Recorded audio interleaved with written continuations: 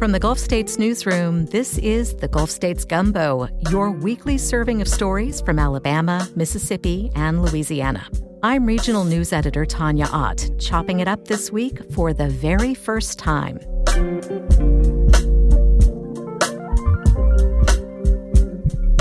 It's summer in the Gulf South. So this week, we're bringing you an episode focused on different ways the season is playing out in the region.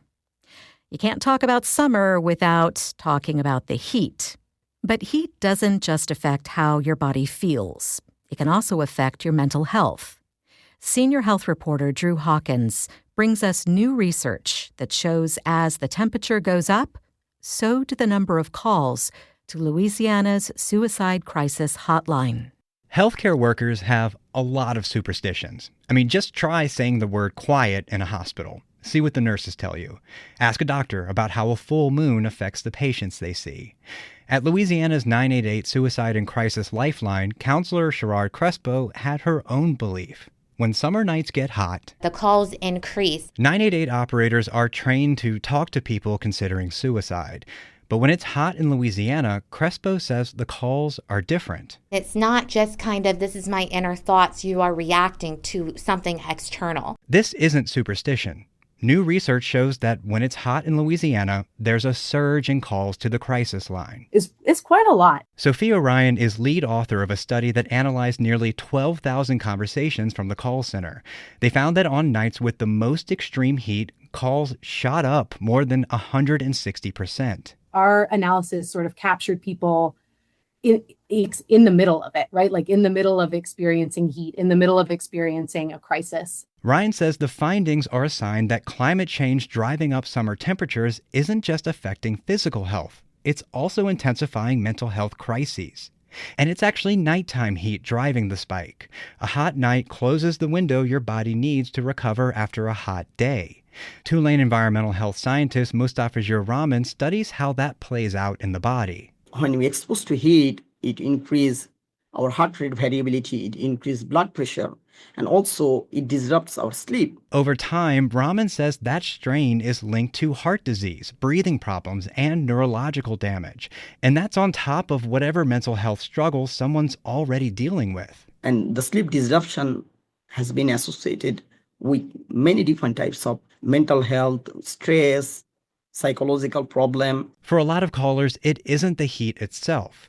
It's the heat colliding with the stress of utility bills, an unreliable power grid, and having nowhere to cool off, feeling like they just can't escape. Which is why advocates like KD Minor with the Alliance for Affordable Energy want stronger rules against summer power shutoffs. There should absolutely, with no question, be a moratorium on disconnections. Right now, Louisiana only bars power companies from cutting off electricity on days the National Weather Service issues a heat advisory. It's part of a 2007 order from the state's Public Service Commission. Minor says that's too loose of a guideline that doesn't account for the levels of heat we're seeing today. There's no blanket ban on disconnections, the way some states have winter moratoriums that last for months, regardless of daily conditions. Minor says the same idea should apply to extreme heat. If we consider these services to be necessary to life, if we need electricity, we should not be disconnecting folks from that service when it is too hot and when it's too cold. There's also what's called energy burden, what you spend on your utility bill versus how much money you have. A household that spends more than 6% of its income on power is considered highly burdened. And New Orleans has one of the highest energy burdens for low-income households of any city in the country, according to a report from the American Council for an Energy Efficient Economy. Yeah, prices are going up and reliability is actually going down. That's the most infuriating part. Ryan, the lead researcher, says one clear solution is treating heat waves the way Louisiana already treats hurricanes, preparing and staffing up ahead of time before the calls come in. For Crespo, who's spent years on the phones herself, the study mostly confirmed what counselors already knew. It was amazing to say, look, this is very real. This isn't just our opinion. Crespo says she hopes the study will be a useful tool to advocate for policy changes and funding, for things like cooling stations and help with power bills in the summertime.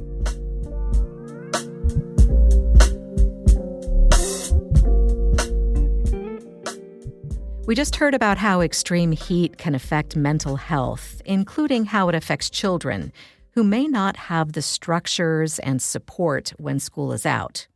It can be hard to keep kids occupied during the summer months. For many families, summer camp, even just a day program, is out of reach. And a big reason is the cost. Youth and Families reporter Aubri Juhasz looks at how some camps are able to keep prices affordable. Dozens of kids play dodgeball inside a large recreation center in Baton Rouge. In the same room, others scale a climbing wall or cartwheel across mats. There's also a bounce castle and a wall of those basketball games you find at arcades. Katrina Coots-Ward oversees summer programming for Baton Rouge's Parks and Recreation System, and for a long time was a counselor. I do miss this chaos. There is nothing like staying with the camp for 8 hours. While tiring, Ward says it's incredibly rewarding. Imagine these kids would be at home, at grandma's, inside, watching TV. Instead, they're here. When it isn't too hot, they play outside, where there's a splash pad. Many families need childcare over the summer or just want to send their kids to camp. A survey found in 2024 more than 50% missed out, and rates were even higher in the Gulf South. Mississippi had the worst access in the country. About 3 out of 4 kids whose parents wanted them to attend camp ultimately didn't. Cost was the main factor, followed by location, transportation, and availability. The issues were the same in Alabama and Louisiana.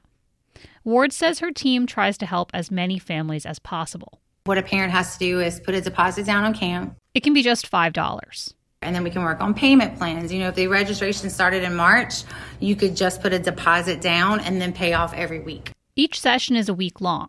The full price is $100, but many families qualify for a 50% discount based on income, and a foundation pays the rest.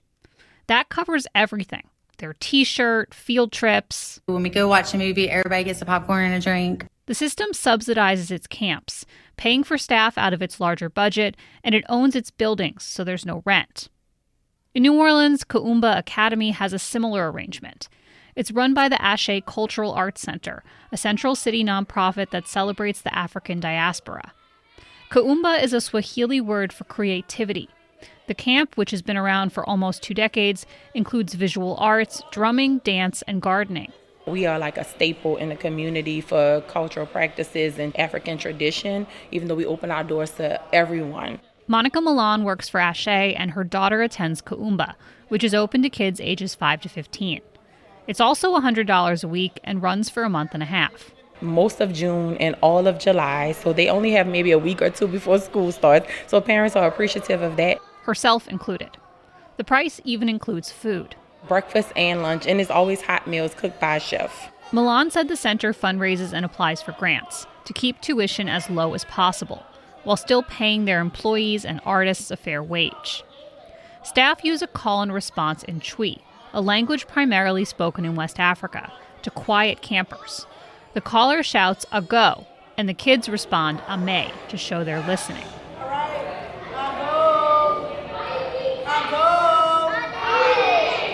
On a recent day, kids learned about Mardi Gras black masking Indians, a tradition with African roots. They met an Indian, specifically a spy boy, who danced for them in a red beaded suit. What does the spy boy do? Look out for other tribes. Exactly. Ashley Hamilton has 2 kids attending Kuumba for the first time. A friend recommended the camp. Looking at the prices, they really see us as parents. Jermaine Taylor has 3 kids. He says more expensive programs add up quickly, especially for bigger families. They know it's partially childcare, so they're able to charge whatever they want, and they know we have to go to work and all of that. So $3,000 for a 1-month program is kind of crazy. He says Kuumba has lightened the burden. What a great story from Aubri.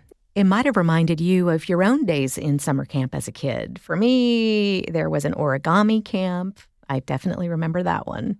So we're going to close out the show today with a special guest that I've got in the studio. It is community engagement producer Nellie Beckett. And we're going to chat a little bit about my joining the newsroom.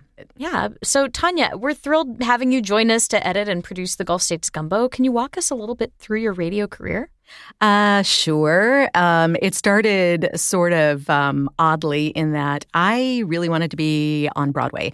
And so, right, as one does. No biz like showbiz. Like little theater kid, right? Uh-huh. And I was like, what can I do? Because I don't want to major in that in college. What can I do that might have practical applications too? And I was like, oh, you know what? I'll become a television reporter. So I majored as a broadcaster at the University of Florida. And probably within the first month or two that I was there, the news director at the NPR station came and talked to one of my classes I was in and pretty much convinced me that if I didn't immediately volunteer to work in his newsroom for free, I would never have a career. So I knew nothing about NPR. I didn't grow up in that backseat of the car NPR kid experience. I showed up, put me on a 4 a.m. Monday morning shift. That was super fun. Anyway, so I worked there all the way through college, and then I just got totally bit by the public radio bug and the long-form storytelling. And so then I went on to a career that included working in Denver as a host and reporting for NPR and for Marketplace.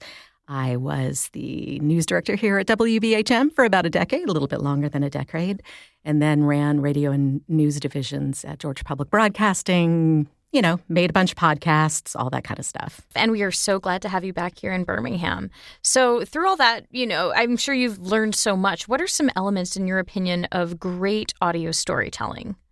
So I think one of the things that great audio storytelling hinges on is getting outside of our comfort zone and, you know, talking to people that are just living their lives.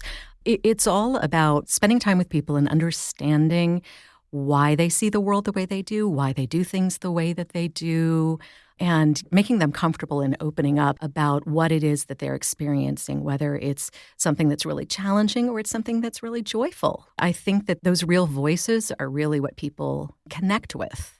For sure. Speaking of comfort zone, what's the most interesting thing that you've ever covered?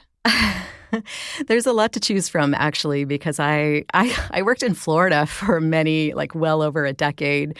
And the Florida man story is real. I mean, I've been in the Everglades with alligator wrestlers.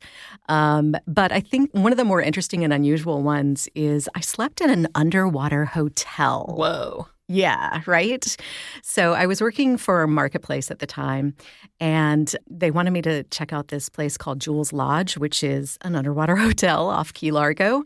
And I'm terrified of the open water because, you know, like sharks and stuff like that. For real. So I was super nervous about it, but I went ahead and paid an extra fee to bring my husband along, who had been a triathlete and was used to swimming in the ocean. And I was like, your entire job is to make sure that nothing kills me. We went down to Key Largo to Jules Lodge. We took a sort of short version of how to scuba dive. And then we scuba dived down, I think it was like 35 feet or something like that. If you imagine it, it's like a triple wide trailer with a hole cut out in the middle section of it so that you swim underneath it and then you pop up inside of it. That sounds terrifying. It was really, it really, like I'm alive, so it's good. we're glad you're alive and here today. What an adventure. Looking forward, are there any kinds of stories that you're particularly looking forward to editing or working on? I think in a lot of my work, you know, it's been very based around holding people in power to account and also trying to tell the stories of people who have little power in the way that they're interacting with their state, with their local government, or just, you know, in the act of living. You know, those questions of local power drive so much of our coverage here at the Gulf States newsroom as well. It sounds like a perfect fit. Yeah. Tanya, thank you so much for chatting today. Well, thank you for joining us today. I appreciate the opportunity to introduce or reintroduce myself to the audience.